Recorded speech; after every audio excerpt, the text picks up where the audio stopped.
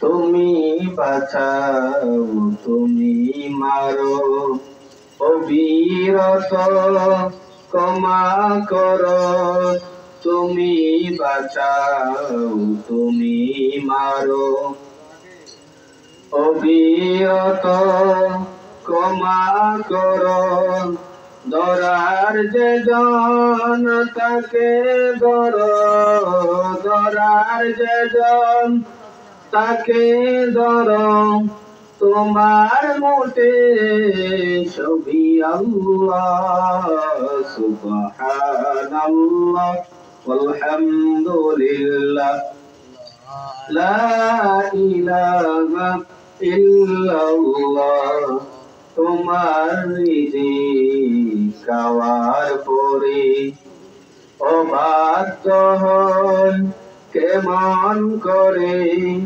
তোমার রিজিক খাওয়ার পরে অবাধ্য হয় কেমন করে খুঁজে না পাই কোনো ভাষা খুঁজে না পাই কোনো ভাষা শুকর গুজার করান আল্লাহ সুবহানাল্লাহ আলহামদুলিল্লাহ লা ইলাহা ইল্লাল্লাহ লা ইলাহা ইল্লাল্লাহ মুহাম্মাদুর রাসূলুল্লাহ সাল্লাল্লাহু আলাইহি ওয়াসাল্লাম।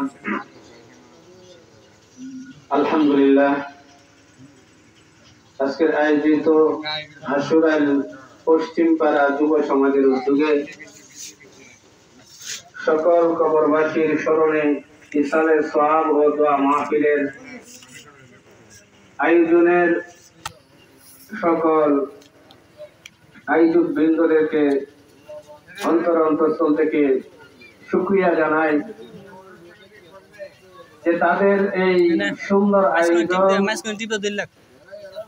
হতে পারে আমাদের নাজাতের উসিলা, হতে পারে আমাদের মূর্তি গানের নাজাতের উসিলা। সেই জন্য এলাকার সকল ধর্মপ্রাণ মুসলমান ভাইদেরকে বলবো, আপনারা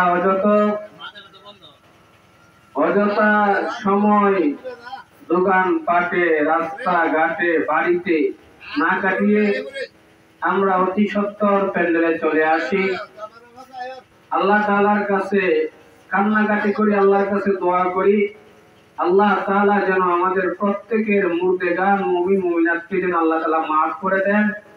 আজকের মাহফিলকে উসিলা করে আল্লাহ তাআলা যেন তাদের কবরগুলোকে জান্নাতের বাগান বানায়া দেন। সকলে অতি সত্বর চলে আসি, আমাদের ঢাকার মেহমান চলে আসছে, ইনশাআল্লাহ নির্ধারিত সময়ে উনি আলোচনা করবেন। আমি শুধু বসছি আপনাদেরকে একত্রিত করার জন্য, কারণ মেহমান আয়েশা যদি দেখে মাঠ খালি, প্যান্ডেল খালি, তাহলে মেহমানের মনে কষ্ট থাকবে। দ্বিতীয়ত আলোচনার জন্য কিছু মানুষের প্রয়োজন হয়, সামনে মানুষ থাকলে তো আলোচনা করতেও নিজের কাছে ভালো লাগে। সেজন্য আপনারা অতি সত্বর যারা ঘরে বসে আছেন, দোকানপাটে আছেন, অযথা সময় না কাটিয়ে প্যান্ডেলে চলে আসেন। বিশেষ করে যে যুবকরা তোমরা অনেক কষ্ট করে আয়োজন করছো, তোমাদের কষ্টটা যেন ব্যথা না যায়, কষ্টটা যেন কাজে লাগে, সেই জন্য যুবকরা সবাই অতি সত্বর প্যান্ডেলে চলে আসে।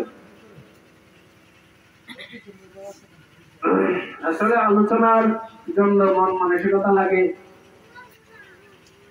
সবকিছুর প্রয়োজন হয়, শারীরিক সুস্থতারও প্রয়োজন হয়। প্রচন্ড গরম, অনেক সুস্থ মানুষ অসুস্থ হয়ে যেতে।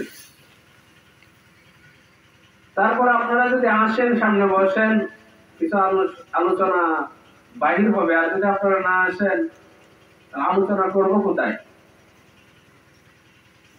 অতি সত্বর আপনারা চলে আসুন।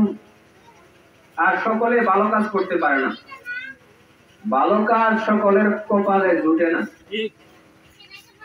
সাহাবায়ে কেরাম রিদওয়ানুল্লাহি তাআলা আজমাইন তাদেরকে যখন রাহমাতুল লিল আলামিন তকদীরের বিষয়ে আলোচনা করতেছেন যে যারা জান্নাতি তাদেরকে আল্লাহ তাআলা সৃষ্টি করার আগে জান্নাত হিসেবে সৃষ্টি করছেন, যারা জাহান্নামী তাদেরকে আল্লাহ তাআলা সৃষ্টি করার পূর্বে জাহান্নামী হিসেবে সৃষ্টি করছেন। সাহাবায়ে কেরাম জিজ্ঞাসা করলেন, ইয়া রাসূলুল্লাহ, আমলের প্রয়োজন কি?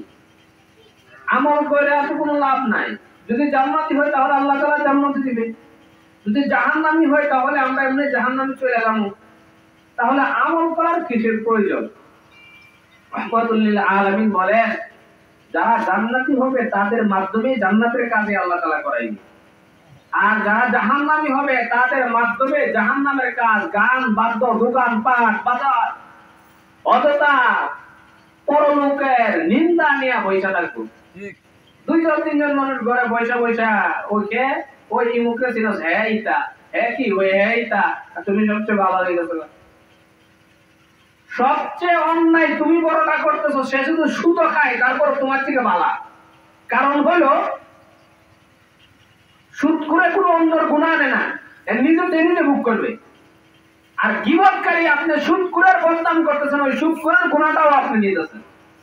জিনাকারীর বদনাম করতেছেন, ওই জিনাকারীর গুনাহটাও আপনার আমলনামার মধ্যে চলে আসতেছে। চুরি করতেছে, চুরের বদনাম করতেছেন, দুইজন তিনজনে বৈশা বৈশা ওই চুরির গুনাহটাও আপনার আমলনামার মধ্যে চলে আসতেছে। সেই জন্য পরের আলোচনা না, নিজের আলোচনা করেন। আমি কতটুক বালা, আমার মধ্যে কতটুক আল্লাহ তাআলার হুকুম আছে, নবীর তরিকা আছে, ওই বিষয় নিয়ে আমি নিজে চিন্তা করি। আরে আমাদের মাযহাবের ইমাম আবু হানিফা রাহমাতুল্লাহি আলাইহি, উনি তো যেই সেই মানুষ ছিলেন না। ইমাম আবু হানিফা রাহমাতুল্লাহি আলাইহি সিরাতের কিতাবের মধ্যে লেখা হয়,